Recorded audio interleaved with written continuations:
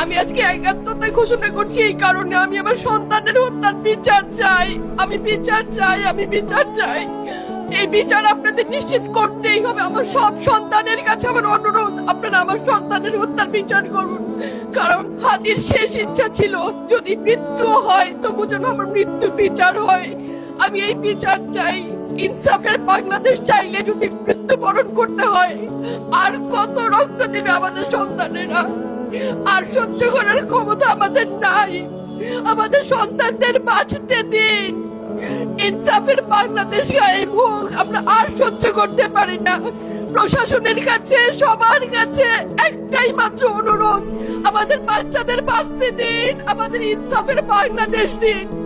কথা বলার শক্তি আমার নাই, আমার চোখ ভরে আসছে। আমি সহ্য করার শক্তি আমাদের নাই। আমাদের বাচ্চাদের বাঁচতে দিন। প্রশাসন সজাগ হবে কবে? আর কত মৃত্যু আমার বাচ্চাদের দেখতে হবে? আমি কথা বলতে পারছি না। আপনারা সবাই আমার বাচ্চা হাদির জন্য দোয়া করবেন, আমাদের বাচ্চাদের জন্য দোয়া করবেন, আর ইনসাফের বাংলাদেশ যেন কায়েম হয় সেজন্য দোয়া করবেন। আসসালামু আলাইকুম।